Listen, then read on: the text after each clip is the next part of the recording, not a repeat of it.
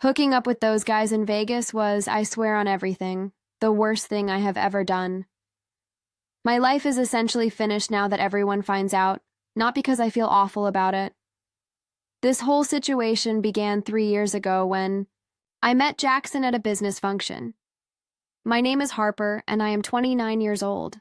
After squandering my 20s on losers who couldn't even pay their phone bill on time, the tall, quiet kind I needed, with a nice career and an apartment of his own, I immediately told Jackson about my history.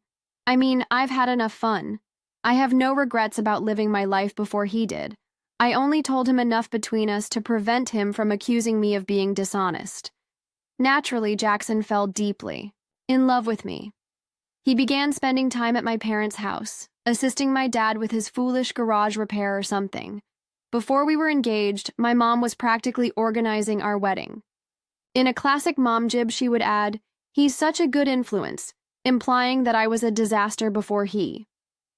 After 3 years, Jackson proposed using an antique ring, which, to be honest, wasn't exactly my taste. My parents were completely enamored with it. The only person who understood how oppressive the entire situation seemed was my friend Raylan. Knowing that Jackson could hear, she would phone him while he was present and make jokes about our past hookups. He would clench his jaw, but he would never speak. Then there's Zoe from my office, looking all prim and proper with her desk full of pictures of her dull husband and organic lunches. Naturally, she and Jackson became best friends. Jackson never looked at my phone or inquired about my whereabouts, demonstrating that he wasn't even the jealous kind. There were moments when I wanted him to inquire who I was messaging. Like, "Hi, try your hardest." I even stayed out till 4 a.m. on one occasion to check if Rylan would blow up my phone. "I hope you're having fun," he texted. "Doors unlocked." He seemed overly confident or something. I needed the Vegas vacation, which Raylan suggested since she stated it was the last girls' weekend before you're tied down forever.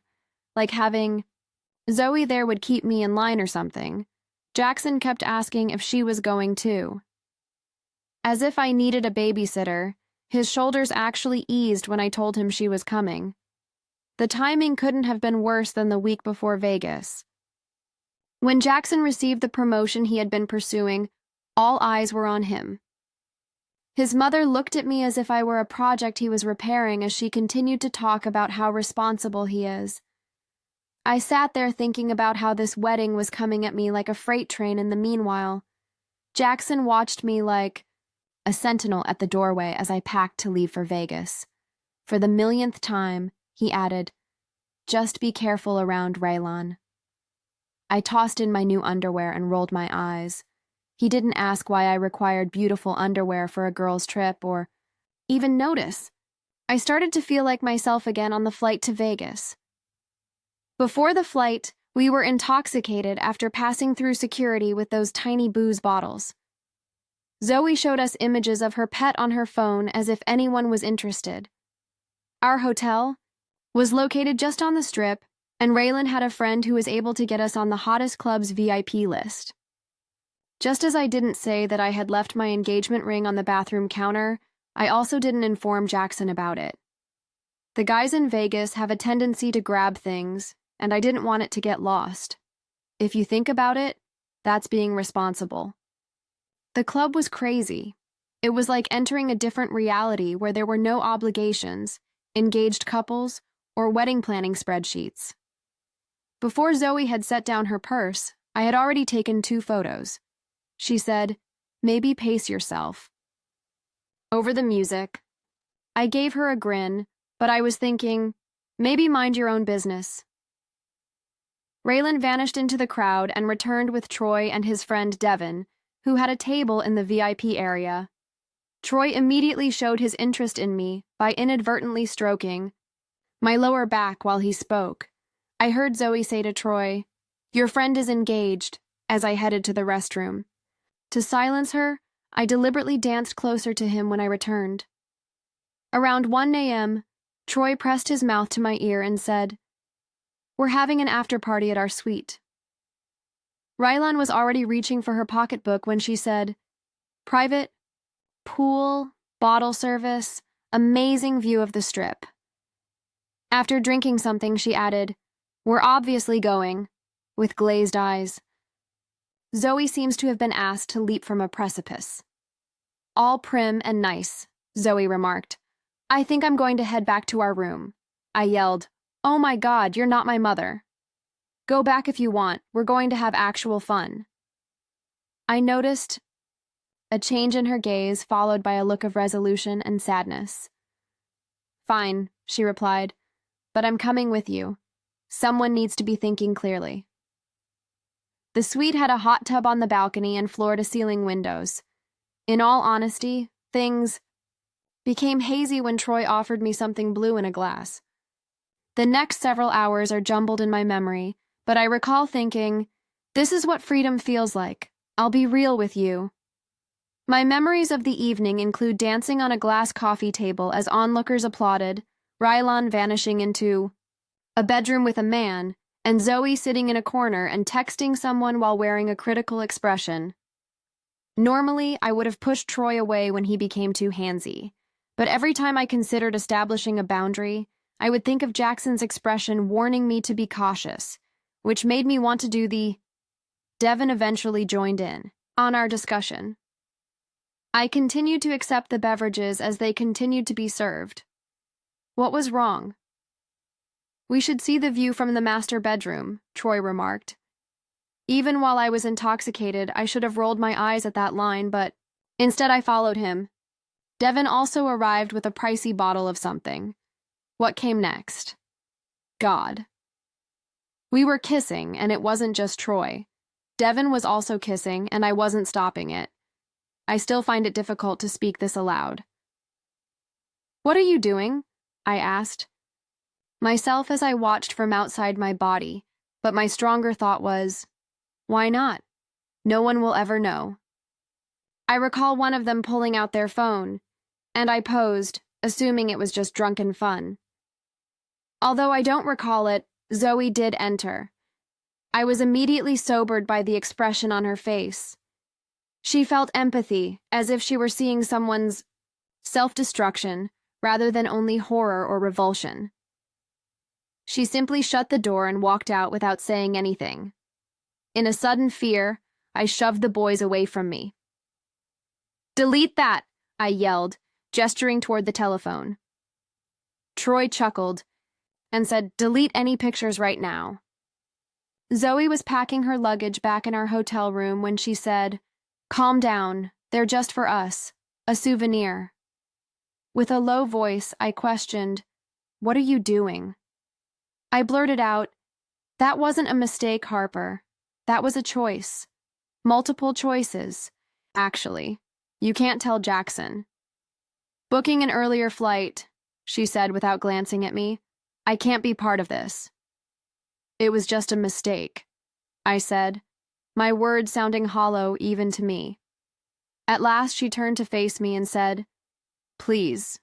"Zoe, it would destroy him." "I work with you, Harper. I see you every day. I can't lie to his face either. You tell him, or I will." I didn't sleep that night. As my phone lit up with texts from Jackson inquiring about Vegas's progress, I fixed my gaze on the ceiling. Every message resembled a blade. In the harsh morning light, with a pounding headache and the taste of sorrow in my mouth, I realized that my ideal existence was about to burn down. I kept thinking, maybe I could fix this. Maybe I could convince Zoe to keep quiet. Maybe it wasn't as bad as it seemed. I had the longest 3 hours of my life on the journey home. Zoe was hunched over her laptop, sitting rows away from us. With this sneer that made me want to scream, Raylan continued to prod me and mumble things like, "Was it worth it?" Jackson had wine and carbonara spaghetti waiting for us at our apartment. He pulled me into an embrace that felt like a straitjacket, and seemed so delighted to see me. His eyes searched mine as if he truly wanted to know how my trip went. "How was it? Did you have fun?" he inquired. My statement, "It was a lot," wasn't a lie. I tried to get back in touch with the Harper who had said yes to this man that night as I lay next to him as he slept soundly. I'm actually really tired. Can we talk tomorrow? That girl was who? Why did I no longer feel like her? Nothing. Deny everything. Zoe's word against yours, was Raylan's prompt response when I texted her. What do I do? However, my phone buzzed with a text from an unidentified number. A picture of my earring on their bedside table was included, but it wasn't the only thing that could be seen in the picture. Hey, it's Troy from Vegas. Got your number from Raylan. You forgot something in our room. In the backdrop, I could be seen plainly with both of them, reflected in a mirror. My heart stopped beating. They had proof. The morning arrived too soon. Unaware that his life would be in ruins by the time he returned from his trip to work, he said farewell to me with a kiss.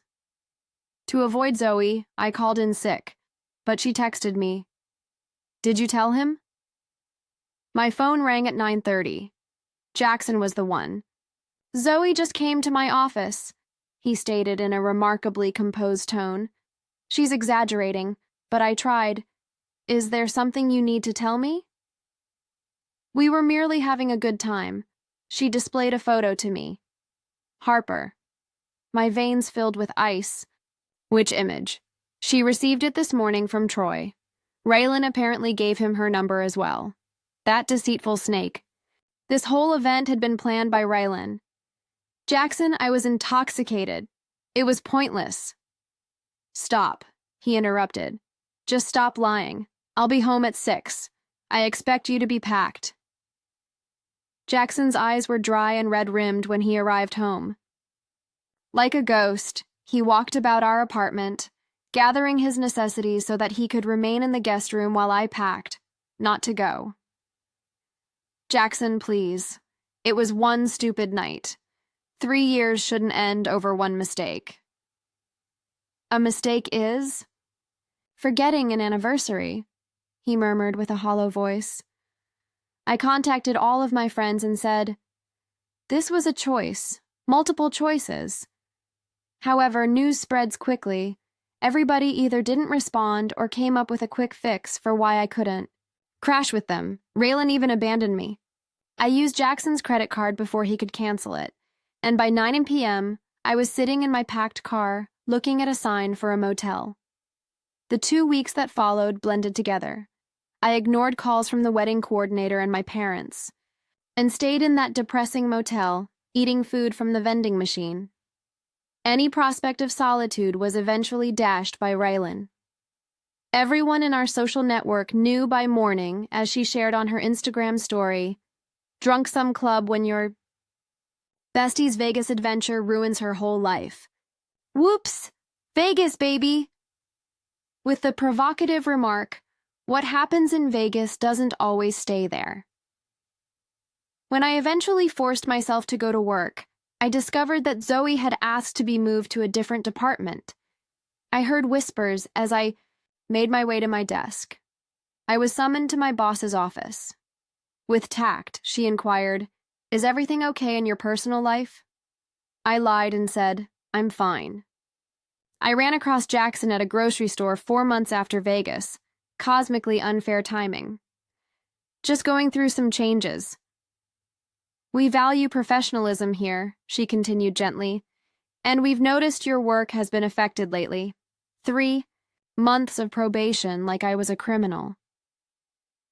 He seemed to have recovered from the breakup, looking better than ever. Fitter, more composed, almost radiant, while I looked awful in sweats and dirty hair. He wasn't by himself either. As they discussed, "Which pasta to buy?" she laughed at something he said, looking gorgeous in that carefree manner. "Domestic content." She gave his arm a casual touch, the kind you give when you feel at ease with someone. I ran away, crying all the way to my car, leaving my cart behind. I drove to our former apartment that night, drank the entire bottle of wine and did the most foolish thing imaginable. There was his automobile, a decent, practical one next to hers. After nearly an hour of sitting outside, I went to the door. However, I heard laughter coming from within before I could knock. Instead of the courteous giggle he cultivated in our last months together, his laugh was full and sincere. The older woman who had always been his neighbor exclaimed, "You're pathetic," and I lied. "I'm just returning something," she said. She shook her head at midnight after an hour of sitting in your car. "Leave him alone. He's happy now." I met Jackson's father at a hardware shop 8 months after Vegas. He and my dad, of all people, were examining power tools together as if they were in-laws. "Harper," my father murmured, his astonishment palpable. "What are you doing here?" "Mold," I answered clumsily as I held up my cleaning basket. "Arthur seems to have ingested something nasty." He nodded curtly but said nothing. Dad, seeming uneasy, asked, "How have you been?" "Fine," I said, a lie. "Gray actually works well. New apartment is coming along." Arthur said what sounded like a scoff. He asked calmly, but with real curiosity, "Why'd you do it?" "Arthur, my," father cautioned, but he went on. "Was it just the thrill? Boredom? Did you ever actually love my son?" "Because we welcomed you into our family.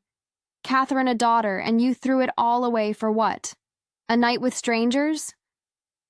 My face was charred. It was difficult, but I got it done.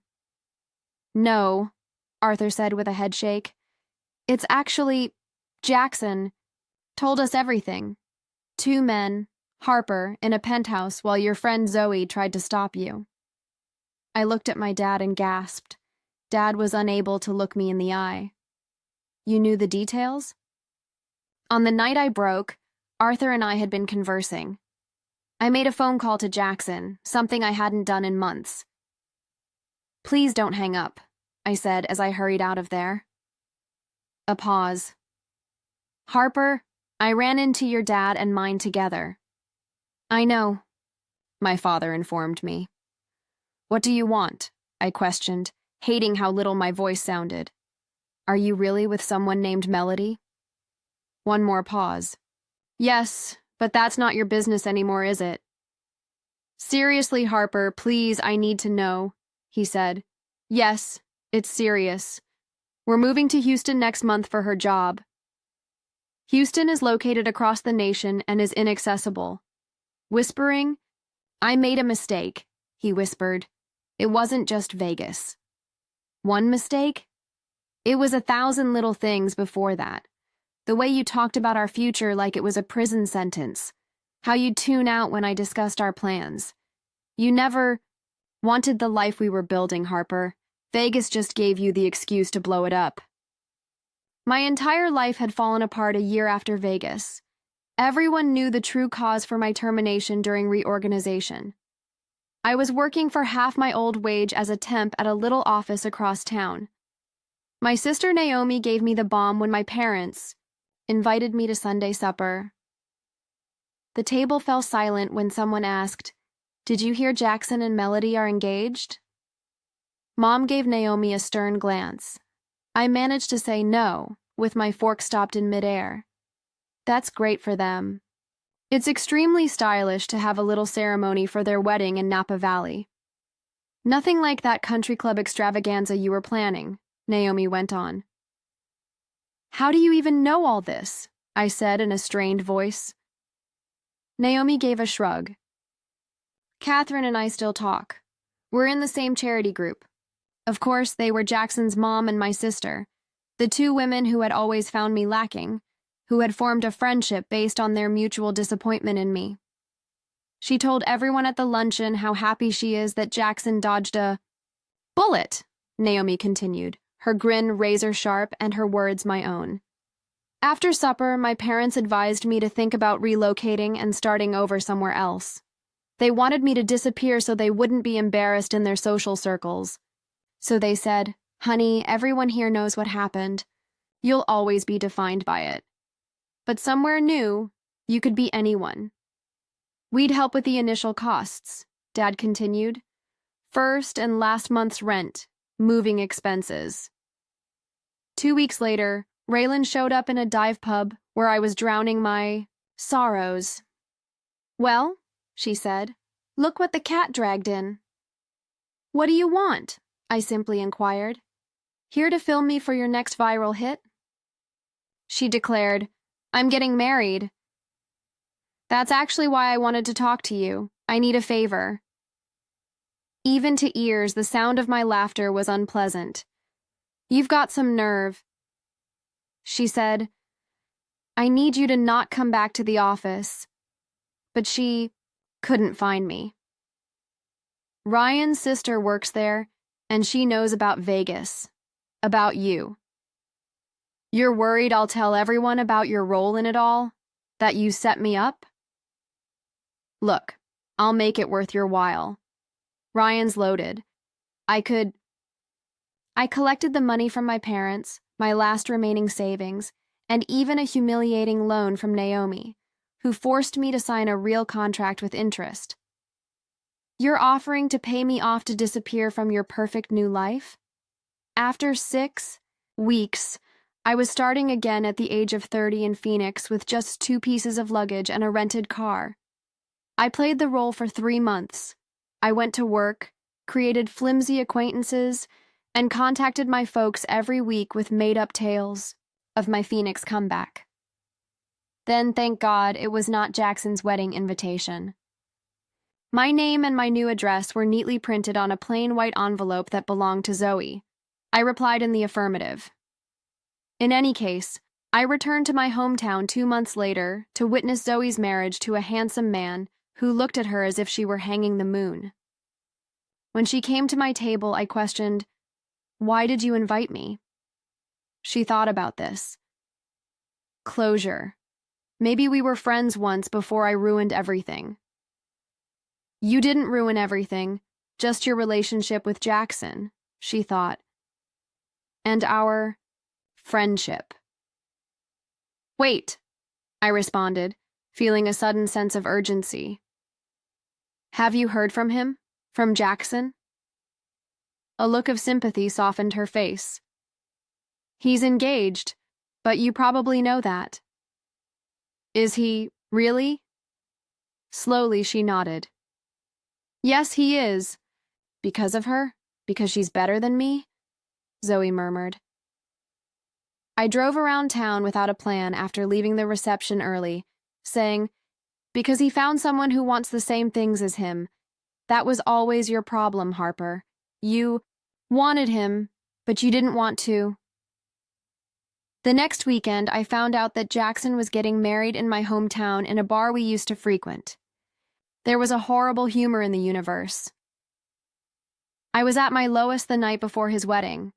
I ended up making a phony account to view Melody's profile while intoxicated by cheap wine. She was gifted, compassionate, and steady. Everything I wasn't. I did something unforgivable in my drunken desire. I located Jackson's professional email and told him everything, the unvarnished, unpolished truth about how much I still loved him and how Melody would never be able to know him the way I did. I've included pictures of us when we were happier. My mother was shaking me when I woke up, her eyes filled with panic. A social media message from Melody to the woman who emailed my fiancé last night was on her phone. "Harper, what did you do?" she asked. She had shared my entire email, including my full name, for everyone to see. It started, "Your pain, truly, but Jackson and I are getting married today, with or without your blessing. Love isn't about desperation or ownership. It's about wanting the best for someone, even when that isn't you." The majority of the thousands of comments denounced me as desperate, sad, and insane, the height of public shame. We've decided to turn this negative energy into something positive on our wedding day. We're donating in Harper's name to a mental health organization that helps people struggling with unhealthy attachments and life transitions. We wish her healing and peace.